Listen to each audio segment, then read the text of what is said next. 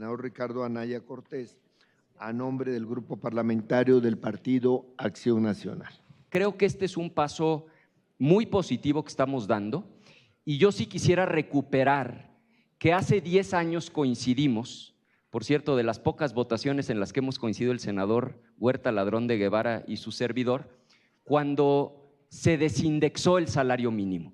Y fue un paso correcto, porque en aquel entonces aumentar el salario mínimo implicaba aumentar el valor, por ejemplo, de una licencia de funcionamiento, de una estética, de una miscelánea, de las multas. Entonces, un primer paso se dio en 2014 cuando se desindexó. Ese mismo año, tienen razón ustedes, tuvimos un debate muy fuerte al interior de Acción Nacional. Había quienes sostenían que generaría inflación, habíamos quienes sosteníamos lo contrario. Tan sosteníamos lo contrario que hace 10 años, en 2014, reunimos 2.5 millones de firmas para proponer una consulta popular. Y lo que la consulta popular buscaba en aquel entonces, y lamento que ya no esté el senador Corral, era justamente lo que él planteó: equiparar el salario mínimo con el salario digno. Porque para que el salario mínimo sea un salario digno, tiene que alcanzar para cubrir las necesidades básicas que le permiten a una trabajadora o a un trabajador vivir con dignidad.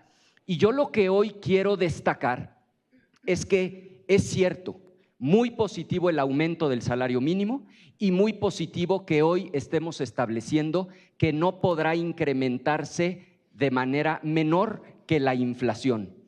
Pero también creo que es fundamental que hoy entendamos que el salario actual de 7,600 pesos al mes sigue sin ser un salario digno, porque hoy no alcanza todavía para cubrir las necesidades básicas, y no lo digo yo, lo dice Coneval, porque Coneval establece dos cosas: una cosa que se llama canasta alimentaria, que es lo que alcanza para comprar, y Coneval lo dice con toda claridad, no dice alimentos en términos abstractos, es arroz, tortilla, carne, huevo, leche en cantidades razonables. Esa es la canasta alimentaria. Y segundo, Coneval establece la canasta no alimentaria, es decir, lo que se necesita para vivir con dignidad en adición a los alimentos, es decir, vestido, vivienda, calzado, cultura, educación, esparcimiento. Para que el salario mínimo en México sea un salario digno, lo tenemos que llevar hasta los 15,520 pesos, porque tiene que alcanzar para una familia, y la familia en promedio en México es de 3.4 integrantes. Ahora, tan la doctora Sheinbaum coincide con este razonamiento que recientemente dijo debemos subirlo a 2.5 canastas. ¿A qué se refiere la doctora cuando habla de 2.5 canastas? A lo que yo acabo de decir, a la canasta alimentaria, concluyo, presidente, y a la canasta no alimentaria. Nuestra posición es que las familias mexicanas en promedio no son de 2.5 integrantes, sino de 3.4. Claro que sería un paso muy importante. Senador, concluyo, si pudiera concluir. Claro Gracias. que sería un paso muy importante llevarlo a los 11,400 que está proponiendo la presidenta. Yo lo que les pido es que no perdamos de vista el faro. El objetivo es que con una persona trabajadora, una familia entera pueda vivir con dignidad, y para eso necesitamos canasta alimentaria, canasta no alimentaria por 3.4. Es cuanto, presidente. Tiene el uso de la palabra la senadora Julieta Ramírez Padilla. Quiero manifestar que la política salarial anterior al 2019 privilegió como estrategia para el impulso a la inversión extranjera en nuestro país el ofrecimiento de mano de obra barata. Y por si no fuera poco, ofrecer a las empresas transnacionales condiciones de miseria de las y los trabajadores mexicanos, ofrecían además beneficios fiscales, condonaciones groseras de impuestos y cerraron los ojos ante la subcontratación que dejaba a miles de trabajadores sin derechos sociales y sin estabilidad en el empleo.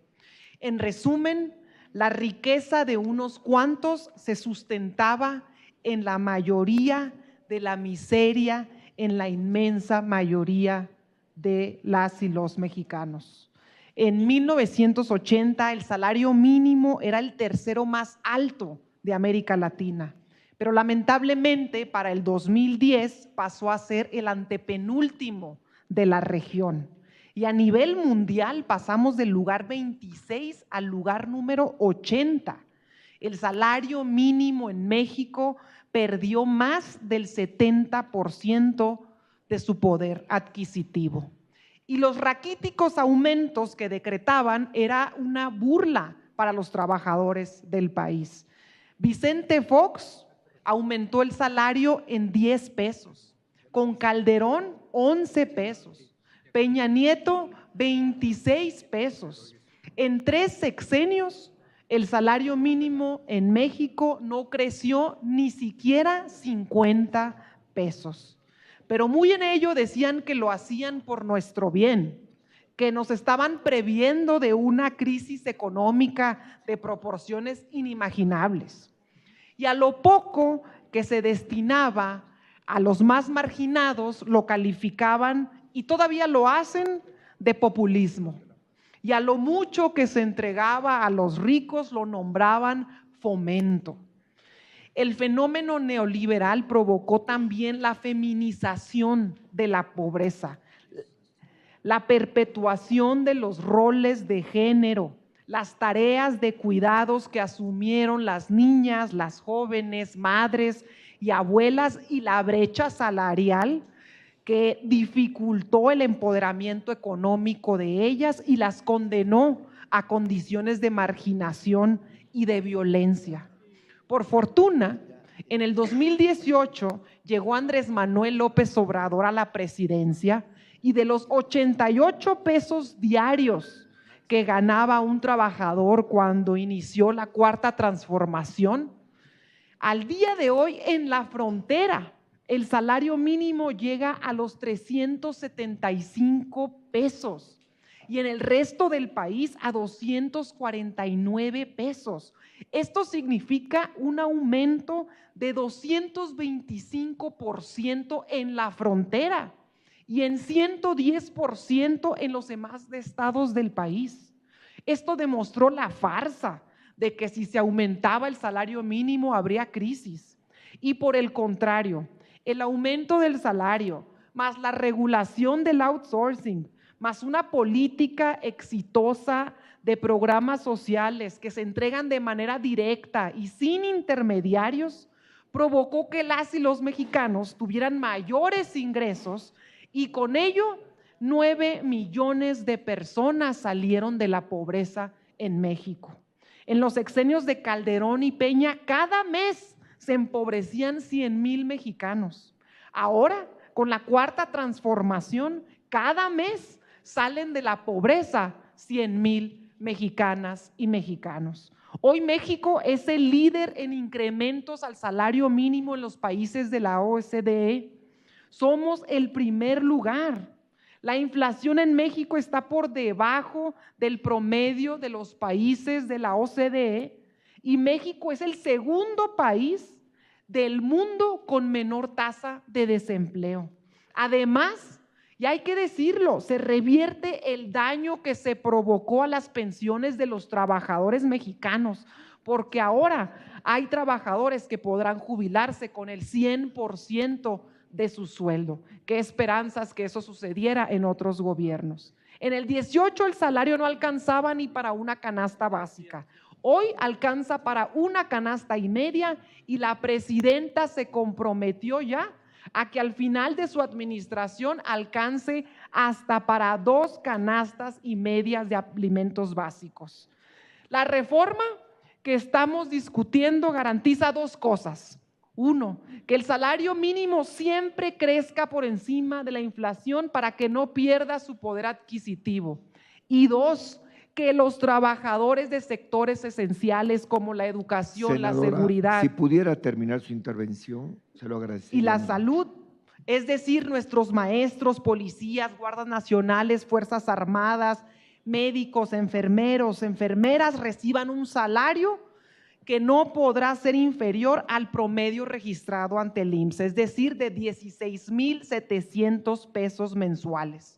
Ya para concluir, en el sexenio que acaba de terminar, México subió 11 lugares en la felicidad de nuestro pueblo. Y también nuestro país se convirtió en el segundo lugar de felicidad para niñas y niños. La lucha de la Cuarta Transformación es también la lucha por la felicidad de la gente.